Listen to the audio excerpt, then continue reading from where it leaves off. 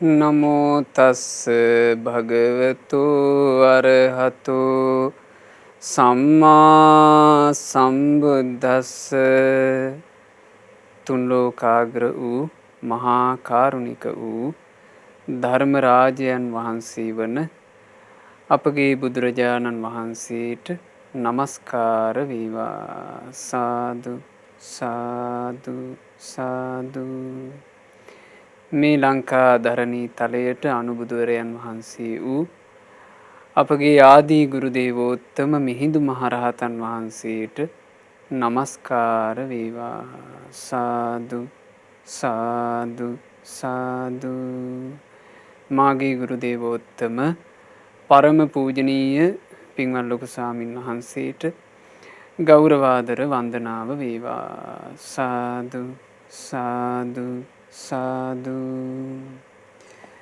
සදහෙවත් වාසනාවන්ත පින්වතුනේ, අද ධර්මදානමය පින්කම සිදු කරන්නේ ජූනි මාසේ 16 වන දින යෙදුණු උපන්දිනයට තමන්ගේ ස්වාමි පුරුෂයා වන ධම්මික ගුණසේකර මහතාට සෙත් ප්‍රාර්ථනා කරන අදහසින් වවුනියාවේ පදිංචි පින්වත් චාමිනී දොඩම්බල මහත්මිය විසිනුයි මේ ධර්මදානය සිදු කරන්නේ. සිංහලයාට හමු වූ නිධානය කියන ධර්ම දේශනාවට දායකත්වයන් දරමින් සිංහලයාට හමු වූ නිධානය තිලෝගුරු බුදුරජාණන් වහන්සේගේ ශ්‍රී සම්බුද්ධ ශාසනයයි.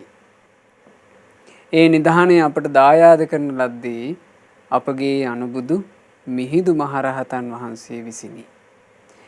මිහිඳු මහරහතන් වහන්සේ ඒ නිධානය දායාද කරනකොට ඒ නිධාන ලාභයෙන් සිංහලයාගේ ජීවිතයට කොච්චර යහපතක් වුණාද කියලා වැඩසටහන් මාලාවේ දේශනා ගණනාවකින් අපි ඉගෙන ගත්තා. සත්තිස් බෝධිපාක්ෂික ධර්ම කියන මහානීය වස්තු ලැබිලා සිංහලයාගේ ජීවිතේ සම්පූර්ණයෙන් සැපයටපත් වෙච්ච හැටි අපි ඉගෙන ගත්තා. ඊළඟ දේ තමයි මේ සම්බුද්ධ ශාසනය නිසා සිංහලයාට ලැබුණ ගුණධර්ම. ගුණධර්ම සහිත ජීවිත, ගුණ වඩන ජීවිත, ගුණධර්මයන්ගෙන් පෝෂණය වෙච්ච ජීවිත, මෛත්‍රිය, කරුණාව, මුදිතාව, උපේක්ෂාව මේ ආදී මූලික ගුණධම් ජීවිතයක් යහපත කරා අරගෙන යන, ජීවිතයක් දියුණුව කරා අරගෙන යන ගුණධර්ම ගැන සියල්ල අපිට ඉගෙන ගන්න ලැබුණේ මිහිඳු මහරහතන් වහන්සේ නිසා. ඒ නිසා පින්වතුනි, අපේ සංස්කෘතිය, අපේ සිංහල සංස්කෘතිය අපි අතීතයේ දිහා විමසලා බලනකොට හොඳට පේනවා ගුණධර්මයන්ගෙන් පෝෂණය වෙච්චි ජාතියක් අපි. අපිට තිබුණු සංස්කෘතිය ගුණධර්මත් එක්ක බැඳිලා තිබුණා. දැන් මේ ලෝකේ ගත්තොත් මව්ට වඳින ගාතාවක්, අම්මට වඳින ගාතාවක් කියලා එකක් තියෙන්නේ මේ සිංහල සංස්කෘතියේ. සිංහලයා තුළ අම්මගේ ගුණ සිහි කරලා වඳින ගාතාවක් තියෙනවා. ඒක සිංහල සංස්කෘතියේ තියෙන එකක්. අම්මාගේ කකුල් අල්ලලා කකුල් පිරිමැද වන්දනා කරනවා. වන්දනා කරලා ගුණ සිහි කරන ගාතාව කියනවා. සිංහලයාට තිබුණ එකක්. මව්ගේ මේ පියාගේ ගුණ සිහි කරලා පියාගේ කකුල් අල්ලලා වන්දනා කරනවා. සිංහලයා තුළ තියෙන එකක්. සිංහල ජාතිය සංස්කෘතියටයි ඒක සම්බන්ධ වුණේ. අනිත් ජාතීන්ගේ සංස්කෘති ගත්තාම මව්පියොත් යාළුවෝ වගේ ඇසුරු කරන්නේ. සමහරට මව්පියන්ට දක්වන සත්කාරය තමයි වැළඳ ගැනීම. මව්පියන්ගේ දෙපා අල්ලලා වඳිනවා කියලා එකක් ඒ සංස්කෘති වල නැහැ. ඉතින් ඒ නිසා අපි තේරුම් ගන්න ඕන මේ සියල්ල යහපත අපට ලැබුණේ මිහිඳු මහරහතන් වහන්සේ නිසා. ඉතින් මිහිඳු මහරහතන් වහන්සේ නිසා සිංහල ජාතියේ සිංහලයාට ලැබිච්ච ගුණධර්ම අතරේ ප්‍රධාන ගුණයක් සිංහලයා තුළ ඒ ගුණ හොඳට පිහිටියා. ඒ තමයි කෙලෙහි ගුණය. සිංහල ජාතියට හොඳට තිබුණ එකක් කෙලෙහි ගුණේ. තමන්ට උපකාර කළේ කවුද කියලා දන්න එක. තමන්ට උපකාර කරපු අයගේ ගුණ, ඒ උපකාරයේ නිතර නිතර සිහි කරන බව. දැන් ඒක හොඳට පේනවා පින්වතුනි හිතා ගන්න බෑ ඒ කෙලෙහි ගුණේ. ලංකාවේ තිබුණ සූරට්ට කියලා ගමක් ඔය සූරට්ට ගමේ තිබුණ උපසිංහ කියලා විහාරයක්. උපසිංහ විහාරයේ එක මහරහතන් වහන්සේ නමක් පිරිනිවන් පාන්නට ලං වෙලා. තමන් වහන්සේ පිරිනිවන් පාන බව දැනගත්ත ඒ රහතන් වහන්සේ උපසිංහ විහාරයේ වැඩ හිටපු අනිත් භික්ෂු සංඝයාව තමන් වහන්සේගේ විහාරයට කැඳවා ගත්තා. රැස්වෙච්ච භික්ෂුන් වහන්සේලාට මේ තෙරුන් වහන්සේ කියනවා ආයස්මතුනි අද රාත්‍රිය 5 වෙනකන් විතරයි මං වැඩ ඉන්නේ. රෑ අලුයම වෙනකොට මම පිරිනිවන් පානවා. ඉතින් මං ඔබ වහන්සේලාට මෙතෙන්ට පැමිණෙන්න කියලා කිව්වේ බුදුරජාණන් වහන්සේගේ ධර්මයේ සම්බන්ධයෙන් ඔබ වහන්සේලාගේ හිත තුළ යම් කුකුසක් සැකයක් විමතියක් තියෙනවා නම් මේ දේ කොහොමද කරගන්නේ කියලා ධර්ම මාර්ගය දියුණු කර ගන්නට ඔබ වහන්සේලාට පුළුවන් තියෙන ඕන ප්‍රශ්නයක් අහන්න. රෑ 5 වෙනකන් කාලේ තියෙනවා කිව්වා. ඉතින් මේ තෙරුන් වහන්සේ මෙහෙම කිව්වට එතන හිටපු භික්ෂුන් වහන්සේලා කාටවත් ධර්මයේ සම්බන්ධයෙන් ගැටලුවක් තිබුණේ නැහැ. භික්ෂුන් වහන්සේලා නිහඬ වුණා. එක භික්ෂුන් වහන්සේ නමක් අහනවා ස්වාමීනි ධාර්මික ගැටලුවක් නම් නොවේ. ඔබ වහන්සේගෙන් මං වෙනත් ප්‍රශ්නයක් ඇහුවාට කමක් නැද්ද? එතකොට රහතන් වහන්සේ කියනවා ආයස්මතුනි ඔබ කැමති ප්‍රශ්නයක් මගෙන් අහන්න. ස්වාමීනි මම ඔබ වහන්සේ සම්බන්ධයෙන් ඔබ වහන්සේ නිතර දෙවේලේ දැක තියෙන දෙයක්. අර පඩු කාමරයේ තියෙන සංඝයාගේ මේ පඬු පෙවීමේ කටයුතු වලට පාවිච්චි කරන ලෝහ භාජනය. ඒ ලෝහ භාජනයට ඔබ වහන්සේ නිතර වන්දනාමාන කරනවා මන් දකිනවා. ලෝහ භාජනය ගාවට ගිහිල්ලා වඳිනවා. ස්වාමීනි වන්දනා කිරීම පිණිස අපහට සෑ රජාණන් වහන්සේ තිබේ. අපට බෝධීන් වහන්සේද තිබේ. ධාතුන් වහන්සේලාද වැඩ සිටි. ස්වාමීනි එසේ තිබියදී ඔබ වහන්සේ අර පඬු කාමරයේ තියෙන භාජනයට වඳින්න හේතුව කුමක්ද? ඔන්න එහෙම ඇහුවා. එහෙම අහනකොට ඒ වෙනතෙක් කාටවත් නොකියා තිබූ ඒ වෙනතෙක් තමන් වහන්සේ එහෙම ගුණයකින් යුක්තව හිටියා කියලා කාටවත් කියලා තිබ්බේ නැති මේ කාරණේ ඒ තෙරුන් වහන්සේට කියන්න සිද්ධ වුණා. උන්වහන්සේ බොහෝම අහිංසක විදිහට hina වෙලා කියනවා ආයස්මතුනි ඔබ වහන්සේලා නම් මේ පැවිද්දට එන්න ඇත්තේ බුදු ගුණ අහලා බුදු ගුණයකට පැහැදිලා. එක්කෝ දහම් ගුණ අහලා ධර්මයකට පැහැදිලා. එක්කෝ සංඝ ගුණ අහලා ඒ සංඝ ගුණයකට පැහැදිලා තමයි ඔබ වහන්සේලා මේ බුද්ධ ශාසනය පැවිදි වෙන්න තීරණය කරන්න ඇත්තේ. හැබැයි ආයස්මතුනි මගේ පැවිද්ද ඊට හාත්පස වෙනස්. මම මේ පැවිද්දට පත් වෙන්න කලින් මේ ගම්වල සැරිසරමින් හොරකමේ යෙදිච්චි හොරෙක්. මම තනියම හොරකම් කළේ. මං කරන්නේ දවල් කාලේට ඇවිදගෙන ගිහිල්ලා හොරකම් කරගන්න වටින දේවල් කොහෙද තියෙන්නේ කියලා හොඳට බලා ගන්නවා. හොඳට බලාගෙන රාත්‍රී කාලේට ඒ බලාගත්ත තැන් වලට ගිහිල්ලා ඒක හොරකම් කරගෙන එනවා. මෙහෙම ඇවිදිමින් යද්දී තමයි ආයස්මතුනි මට අහම්බෙන් වගේ එවුනේ මේ උපසිංහ විහාරෙට. එදා මං එන දවසේ භික්ෂුන් වහන්සේලා පඬු පොවමින් හිටියා. මං එතකොට භික්ෂුන් වහන්සේලා පඬු පොවන තැනට ලං වුණා. මං එතකොටයි දැක්කේ වටිනා භාජනයකයි භික්ෂුන් වහන්සේලා පඬු ගහන්නේ. වටිනා මේ විකුණා ගත්තොත් එහෙම හොඳ මිලක් තියෙන භාජනයක තමයි භික්ෂුන් වහන්සේලා පඬු පොවන්නේ. ඒ භික්ෂුන්ට මහා සංඝරත්නයට රාජ මහා අමාත්‍යවරු පැහැදිලා වටින දේවල් පුදනවනේ. ඒ පූජා කරන දේවල් Tamanට ප්‍රයෝජනවත් වෙන දෙයකට භික්ෂුන් අරගන්නවා. ඉතින් එතකොට මේ පඬු පවන්න පාවිච්චි කරලා තියෙන්නේ සාමාන්‍ය පහේ වටින භාජනයක්. මේ භාජනයේ භික්ෂුන් වහන්සේලා පඬු පොවනවා දකින්නකොට අර හොර හිතකින් යන හොර දෙටුවාට හිතක් උපන්න කියනවා. මට හිතුණා මේක හොරකම් කරගත්තොත් නම් ආයේ මට හොරකමක් කරන්න ඕනේ නැහැ ජීවිතේට. මේක මිල කරගත්තා නම් හොඳට සැපට ඉන්න පුළුවන්. ඒ නිසා මං ඔය පඬු භාජනේ හොරකම් කරන්න හිතට ගත්තා. හිතට අරගෙන අවස්ථා කීපයක්ම රාත්‍රියේ ආවා කියනවා ඔය පඬු භාජනේ හොරකම් කරගෙන යන්නම් කියලා. හැබැයි ඒ එන හැම වතාවකම භික්ෂුන් වහන්සේලා සක්මන් කරමින් වාඩි වෙමින් භාවනාවෙන් ඉන්නවා. කවුරුත් සැතපීලා නැහැ. එතකොට මට මං ආපු අදහස ඉෂ්ට කරගන්න බැරුව ගියා. ආශ්මිතුනේ එතකොට මං තීරණය කළා එහෙනම් කරන්න තියෙන එකම වැඩේ තමයි මේ උපසිංහ විහාරේ මාත් භික්ෂුවක් විදිහට මහාන වෙන එක. මහාන වෙලා අවස්ථාවක් ලැබිච්ච ගමන් ওই භාජනෙත් උස්සගෙන මං පැනලා යනවා. එහෙම හිතාගෙන කියනවා මහාන උනේ. පැවිදි වුණාට පස්සේ පැවිදි වෙලාත් වැඩිපුරම හිත ඉඳලා තියෙන්නේ ලෝහ භාජනය ගැන මේක කොයි වෙලේද උස්සගෙන යන්නේ කියලා. එහෙම හිත හිටපු නිසා හිත විසිරුණා. පැවිද්දේ හිත පිහිටන්නේ. එතකොට පැවිදි කරපු ආචාර්ය උපාධ්‍යයන් වහන්සේලා මේ භික්ෂුවගේ හිත විසිරී තියෙන බව දැකලා නිතර අවවාද කරන්න පටන් ගත්තා.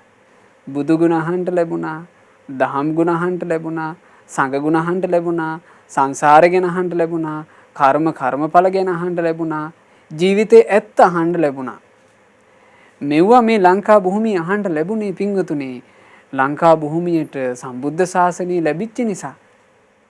මිහිඳු මහරහතන් වහන්සේ සම්බුද්ධ ශාසනය දායාද කරපු නිසා. බලන්නේ භික්ෂුන් ඒවා මේ මනාකොට දරාගෙන ඉඳලා අන් අයටත් ඒ දේවල් කියලා දීලා තිනවා යහපත හදන්න. එතකොට මේ හොරකම් කරන අදහසින් මහාන වෙලා ඉන්න කෙනාට මේවා අහන්න ලැබෙනකොට හිත පිහිටියා. හිත පිහිටලා ධර්මයේ හැසිරෙන්න පටන් ගත්තා. රහතන් වහන්සේ නම බවට පත් වෙලයි අවසන් වුණේ. ඉතින් ඒ රහතන් වහන්සේ තමයි දැන් මේ පිරිනිවන් වඩින්න ලැහැත් වෙලා තියෙන්නේ.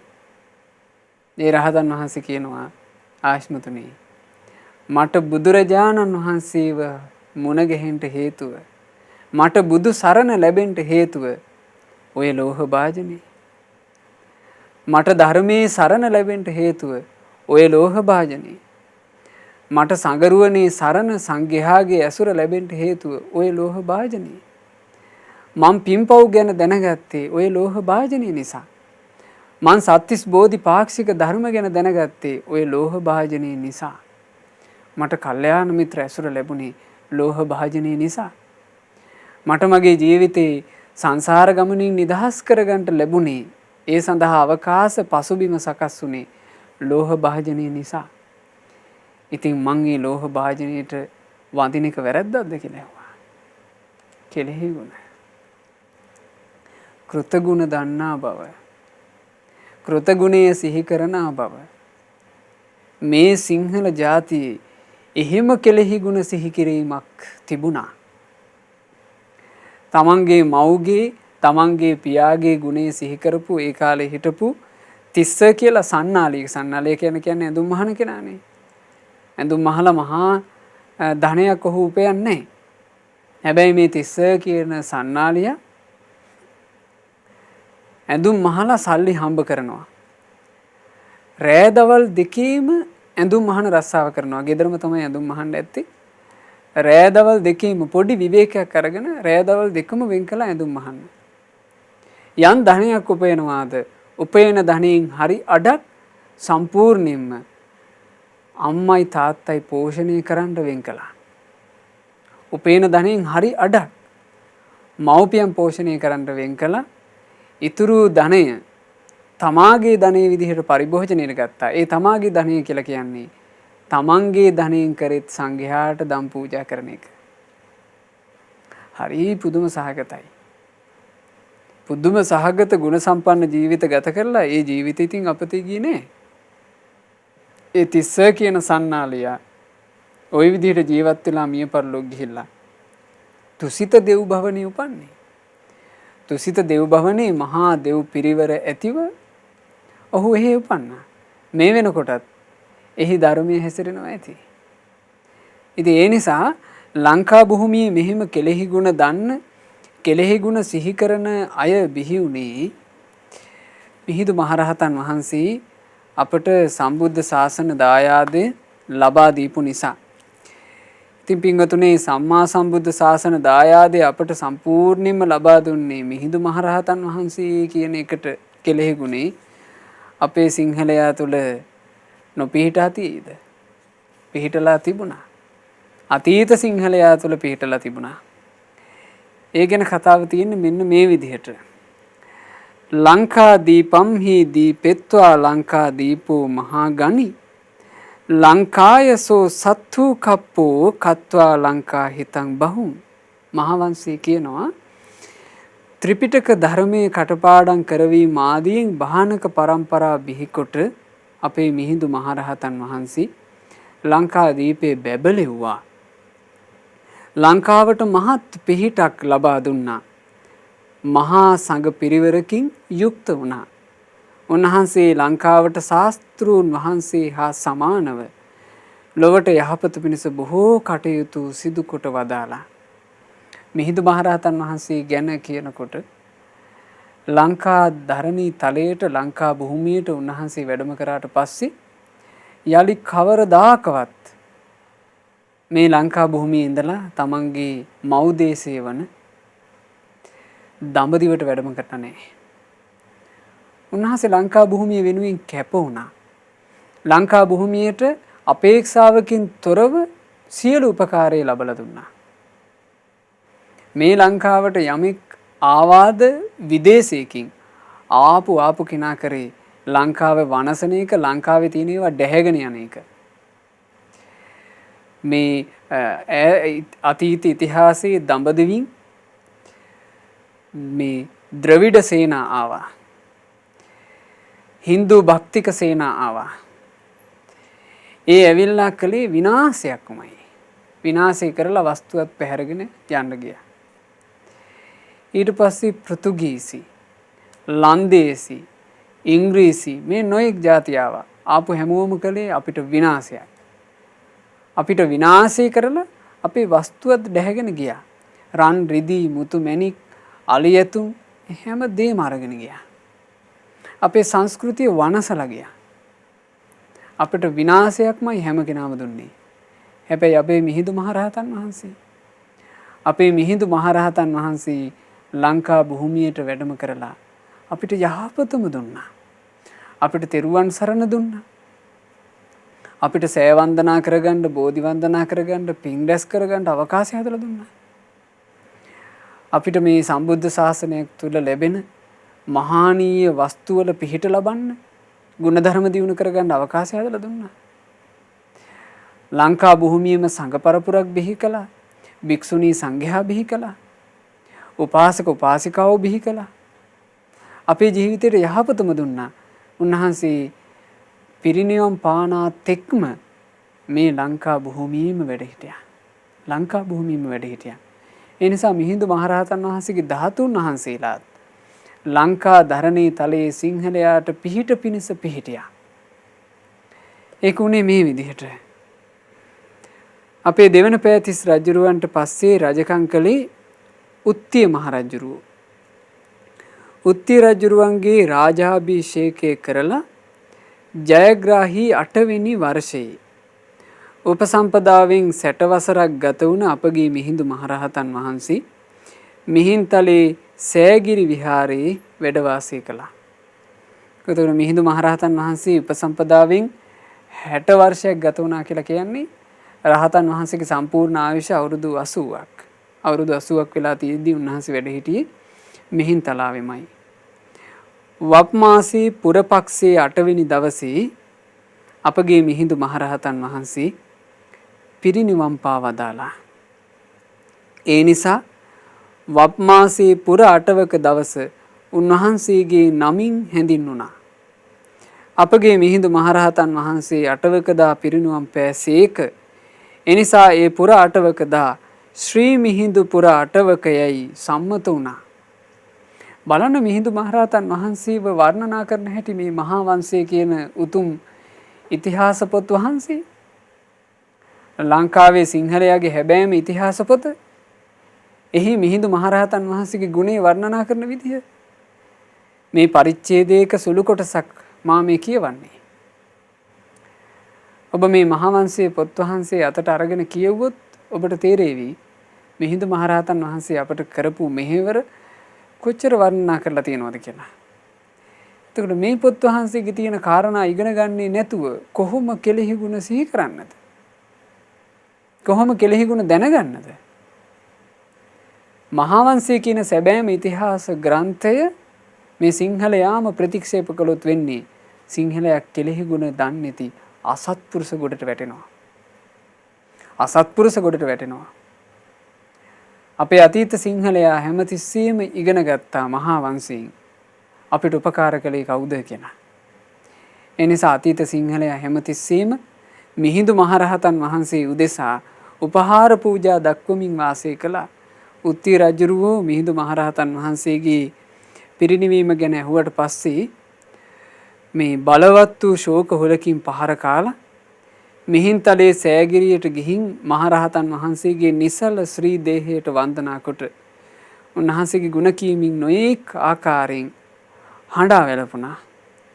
ඊට පසු රන් දෙනක සුවඳ තෙල් පුරවලා මිහිඳු මහරහතන් වහන්සේගේ ශ්‍රී දේහය ඉක්මනින් ඒ රන් දෙනේ තැන්පත් කරවා ඒ දෙන හොඳින් වසා රන්වන් කුළුගයක් මත තබ්බවලා ඒ අලංකාර කූටාගාරයේ වඩම්මාගෙන සාදු නාද පවත්වමින් ඒ තැනින් පැමිණි මහා ජන ගංගාවෙන් යුතුව මහත් බටසේනාව ලවා නොඑක් ආකාරයේ පුද පූජාවන් පවත්වමින් ඊතා අලංකාරව සරසන ලද මාර්ගයේ නොඑක් අයුරින් සරසන ලද අනුරාධපුරයට වඩමවාගෙන ඇවිත් රජවීදියේ සංචාරය කරවා මහා විහාරයට වඩම්මලා එහි පංච අම්බ මාලකයේ කූටාගාරයක තැන්පත් කරවා ඒ උත්ති රජුරෝ සත් දවසක් විහාරය අවට හාත්පස යොදුනක ප්‍රමාණයෙන් තොරම් බැඳෙව්වා.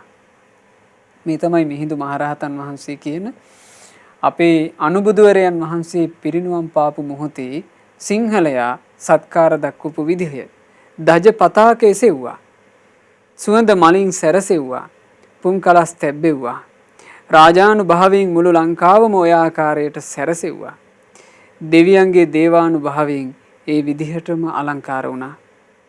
උත්ති රජුරුවෝ සද්දවසක් නොඑක් ආකාරයෙන් පුද පූජාවන් පවත්වලා නැගෙනහිර දිසාවට වෙන්ට මිහිඳු මහරහතන් වහන්සේගේ ශ්‍රී දේහය ආදාහනය කිරීම සඳහා බද්ද මාලක නම් තැනක සුවඳ දරින් චිතකයක් කෙරෙව්වා. මහසෑ ප්‍රදක්ෂිනා කරමින් එතනට වඩමවාගෙන ඇවිත් ඒ ඊතා සිත්කලු කූටාගාරය චිතකය මත තැන්පත් කරවා අවසාන සත්කාර දක්වා ආදාහනය කළා. මිහිඳු මහරහතන් වහන්සේගේ 13 වහන්සේලා අඩක් නිදන් කරලා එතන චෛත්‍යයක් කෙරෙව්වා. උත්ති රජුරෝ 13 වහන්සේලාගෙන් අඩක් වඩමවාගෙන ගිහින් මිහින්තලේ සෑගිරියේ වඩා හිඳෙව්වා. සියලු විහාරවල ස්තූපයන් කෙරෙව්වා. ඔය විදිහට මේ අපේ මිහිඳු මහරහතන් වහන්සේ පිරිනිවන් වැඩියාට පස්සේ අපේ සිංහලයා මහා සත්කාර දැක්වුවා. ඊළඟට පින්වතුනි මිහිඳු මහරහතන් වහන්සේ පිරිනිවන් පාපු දිනය සිහි කරලා ශ්‍රී මිහිඳු පුර අටවකට එදා පටන් විශේෂ සත්කාර විශේෂ පූජා මිහිඳු මහරහතන් වහන්සේගේ ගුණ සිහි කිරීම තිබුණා. මේ ගුණ සිහි කිරීම ගුණයට උපහාර දැක්වීම කියලා කියන්නේ සත්පුරුෂයන්ගේ දෙයක්. ඒක සත්පුරුෂයන්ගේ දෙයක්. සත්පුරුෂයෝ එසේ කරනකොට සත්පුරුෂ ගුණේ පිහිටන්නේ නැති කෙනාට ඒක නිකන් නිර්ර්ථක දෙයක් වගේ තේරෙන්න පුළුවන්. නමුත් උපකාර කළ කෙනාගේ ගුණ සිහි කිරීම, උපකාර කළ කෙනාට සත්කාර කිරීම ඒක සත්පුරුෂයා තුල පිහිටන එකක්. සිංහලයා ගාව ඒක පිහිටා තිබුණා. හැබැයි මේ පිහිටා තිබීම අතීතයට ගියපු එක. මේ වෙනකොට බහුතරයක් සිංහලයෝ තුල ඒ කෙලෙහි ගුණේ සිහි කිරීම, කෙලෙහි ගුණයට උපහාර දැක්වීම මේවා බොහෝ බැහැරට ගිහිල්ලා. මිහිඳු මහරහතන් වහන්සේ නම් වූ ඒ මහා ඍෂීන් වහන්සේගේ ශ්‍රී දේහය ආදාහනය කළ ස්ථානයට එතෙන් පටන් උන්වහන්සේට කරන ගෞරවයක් ලෙස ඉසි බුහු මංගන කියලා කියනවා. එතකොට ඒ කාලේ එතෙන්ට කියලා තියෙනවා ඉසි බුහු මංගන කියලා. ඒක මිහිඳු මහරහතන් වහන්සේට කරන ගෞරවයක් විදිහටයි කළේ. එතෙන් පටන් මහා විහාරය යොදුන් 3ක ප්‍රමාණයක් තුල වැඩවිසූ ආර්යයන් වහන්සේලා කරුලී කරාට පස්සේ උන්වහන්සේලාගේ ශ්‍රී දේහයන් ඒ ප්‍රදේශයේමයි ආදාහනය කරන්නේ.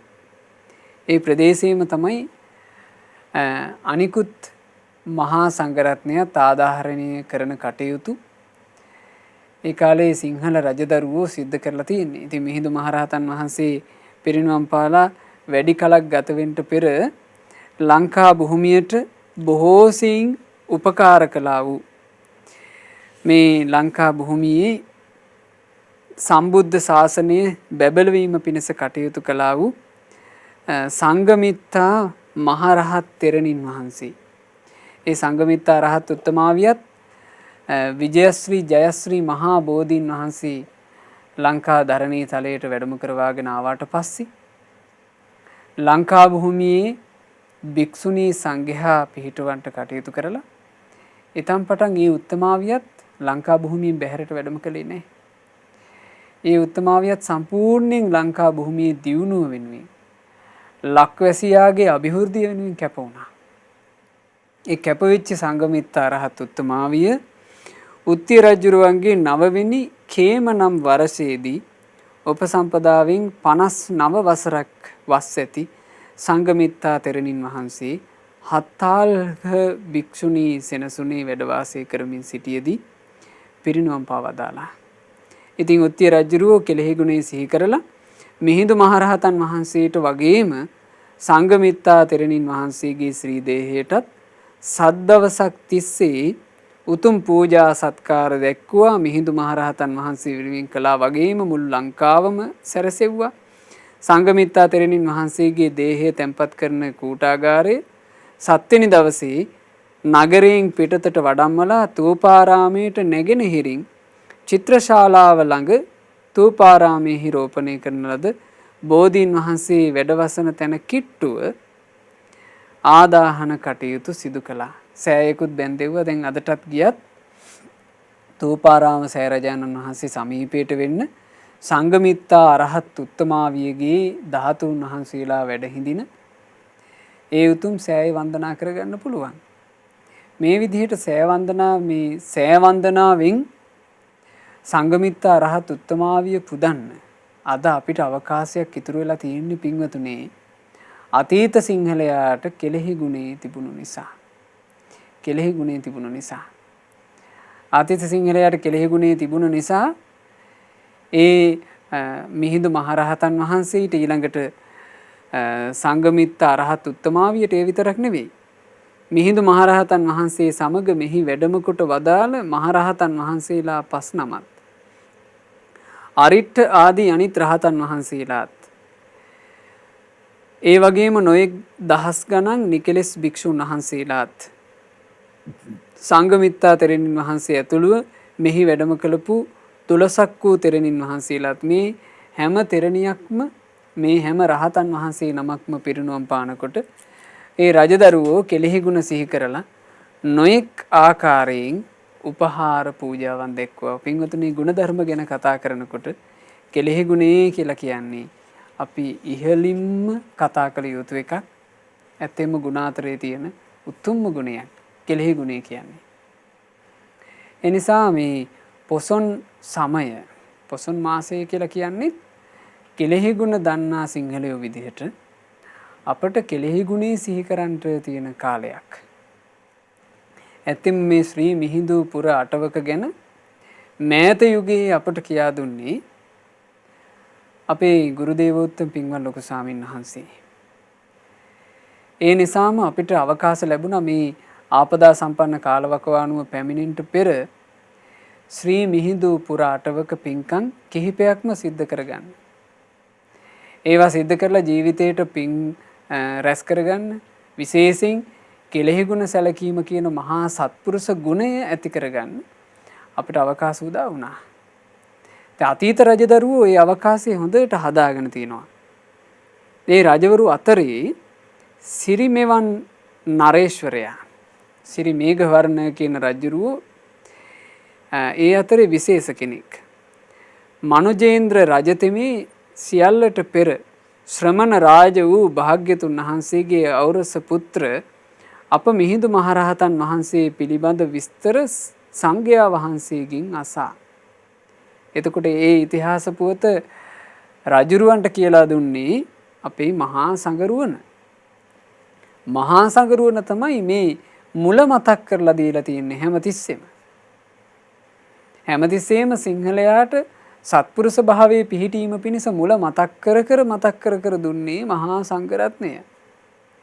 ඒ මුල මතක් කර දීමේ ප්‍රතිඵලයක් විදිහට තමයි මේ සැබෑම ඉතිහාස ග්‍රන්ථය ලියුනේ මහා සංඝරත්නය අතින්.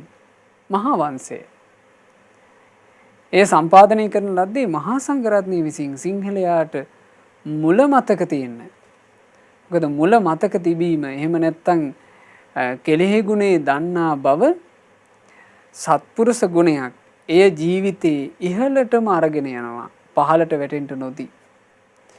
ජීවිතයක් පිරිහෙන්න දෙන්නේ නැතුව දියුණුව තුලම තියාගන්න මේ ජීවිතය ඇතුලේ තියෙන වටිනාම ගුණේ කෙලෙහි ගුණයයි. කෙලෙහි ගුණයයි.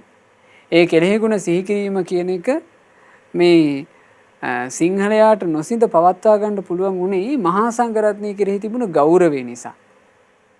දැන් මේ වෙනකොට මහා සංඝරත්නය කෙරෙහි තියෙන ගෞරවය සිංහලයාගෙන් නොඑක් ආකාරයෙන් බැහැරට ගිහිල්ලා තියෙන නිසා මහා සංඝරුවන විසින්ම සම්පාදනය කරපු මේ මහා වංශය පවා වත්මන් සිංහලයා සැක කරනවා.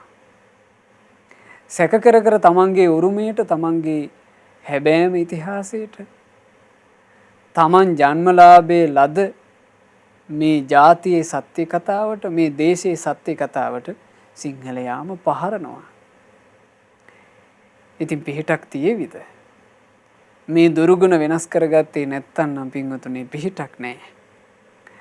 ලක්දිව සුපහන් කරවා වදාළ දීප පසාදක මිහිඳු මාහිමියන් වහන්සේ කෙරෙහි පෑදී මහා මහේන්ද්‍ර ස්ථවිරෝත්තමයානෝ ඒකාන්තයෙන් ශ්‍රී ලංකා ද්වීපයට අධිපති වන සේක යනුවින් සිතා මිහිඳු මහරහතන් වහන්සේගේ සිරුරෙහි ප්‍රමාණයටම සරිලන පරිදි තනි රත්තරණින් පිළිම වහන්සේ නමක් කරවා වප්මස පුර අටවක කලින් දිනේ වන සත්වකදා මිහින්තලයට වැඩම කරවා. ඒ කියන්නේ ශ්‍රී මිහිඳු පුර අටවක යෙදෙන්න දින 7කට කලින් ඒ රන් පිරිමේ මිහින්තලයට වැඩම කෙරෙව්වා. ස්ථවිර අම්බ නැමැති අම්බස්තලයෙහි අටවක්දා වැඩ හිඳීමට සලස්වා. ඊට පසුවනදා නවවකදා ඒ සිරිමෙවන් රජු සිය අන්තපුර ස්ත්‍රීන් හා ගෙවල් රකින්නම් පමණක් නැතිව අනෙක් සියලු නගර වාසීන්ද දිව්‍ය සේනා බඳු මහා සේනාවන්ද කැටුව.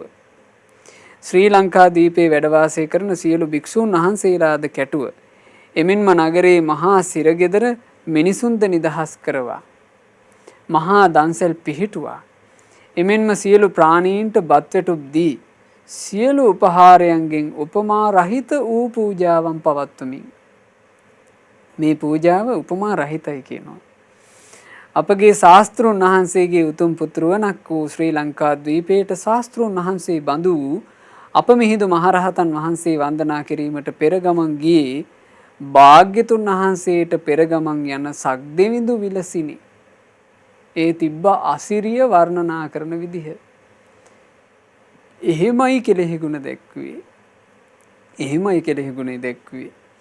අම්බස්තලයේ පටන් අනුරාධපුර මහා නගරය දක්වා මාර්ගය ඊතා සොඳුරුව සරසවන ලද්දේ විශාලා මහනුවර සිට සැවැන්නුවර දක්වා මාර්ගය සැරසූ කලක් මෙනි. අපේ භාග්‍යතුන් වහන්සේ විශාලාවට වැඩම කරද්දී විශාලාවේ තුන්බිය දුරලීම පිණිස විශාලාවට වැඩම කරනකොට යම් අයරකින් විශාලාවතෙක් සැරසුවාද ඒ වගේ සැරසුවා කියන අනුරාධපුරයේ ඉඳලා මිහින්තලාව දක්වා නගරය අප මිහිඳු මහරහතන් වහන්සේගේ පියාණන් වූ ධර්මාශෝක මහා අධිරාජයා එදා මොග්ගලීපුත්ත තිස්ස මහතෙරුන් වහන්සේ වැඩමවීමේදී කටයුතු කළ අයුරින් සිරිමෙවන් රජුද මිහිඳු මහ රහතුන්ගේ පිළිම වහන්සේ වැඩමවන උත්සවයට බොහෝගයන් පුදා එහි සිටි දුගී මගේ යාචකාදීන් උදෙසා මහදන් පැවැත්වීය.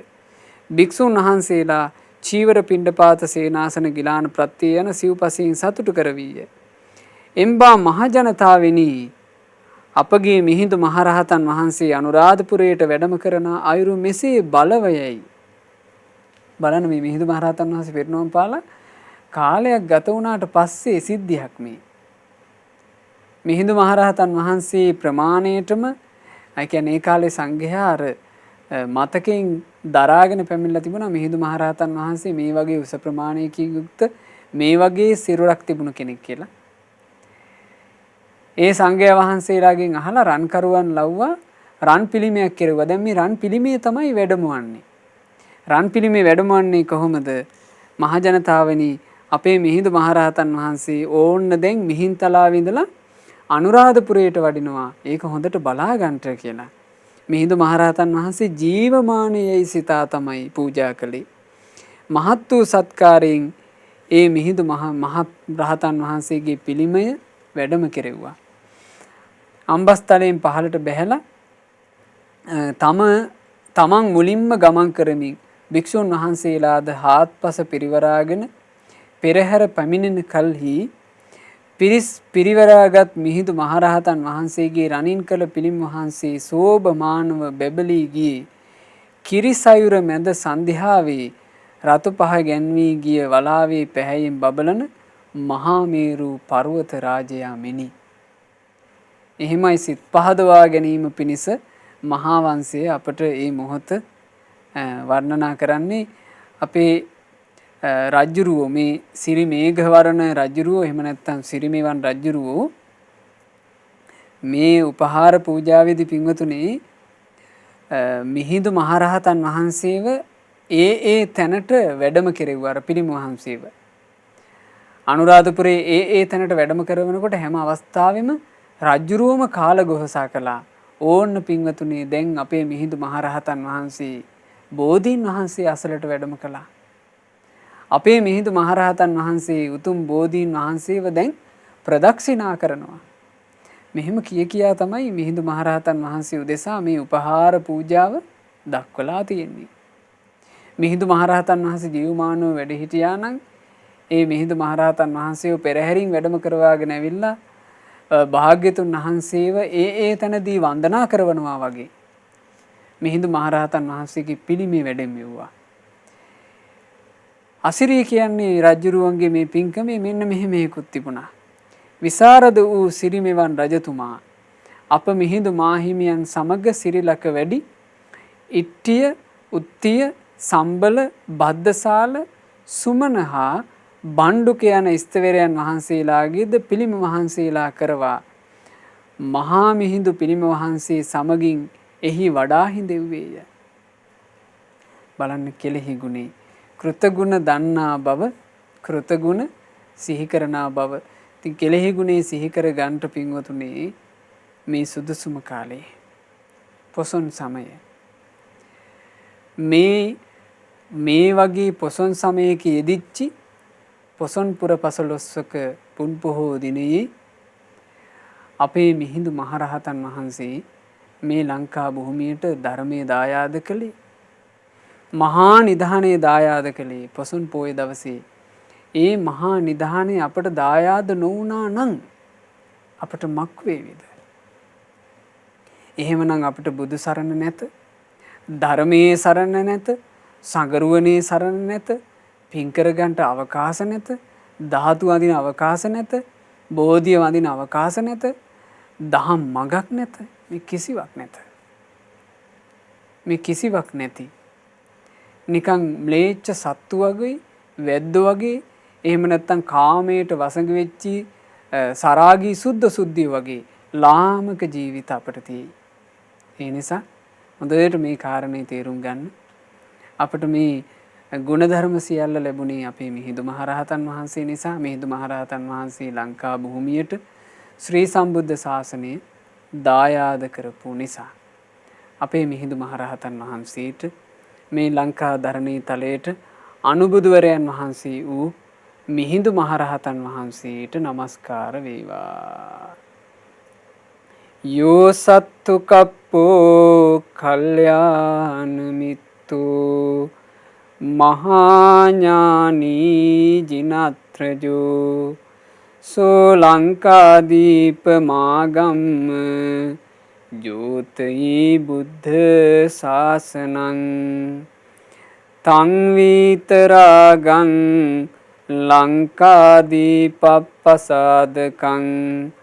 වන්දාමි පරිනිබ්බුත මහා මහින්දං උතුම් සම්බුදු පුත්රුවන වූ අපට අනුබුදුරුවන බඳු මහානුවණැති කලන මිත් වූ යම් මහරහත් උතුමෙක් දඹදිවින් මෙහි වැඩම කොට බුදු සසුන බැබල වූයේද මුළු ලක්දිවම පැහැදුණු විතරාගිව පිරිනිවන් වැඩි අපගේ මිහිඳු මුනි දුට වඳිමි මම සාදරයෙන්.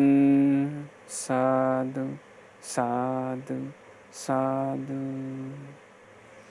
අප විසින් රැස් කළා වූ සියලු පුණ්‍ය ධර්මයන් අපි අනුමෝදන් කරමු. පළමුවෙන් සක්දෙවිඳුන් සතරවරන් දෙවිවරුන් සෙන්පති දෙවිවරුන් ප්‍රධාන සියලු දෙවියෝ සතුට සිත් උපදවාගෙන මේ පින අනුමෝදන් වෙත්වා.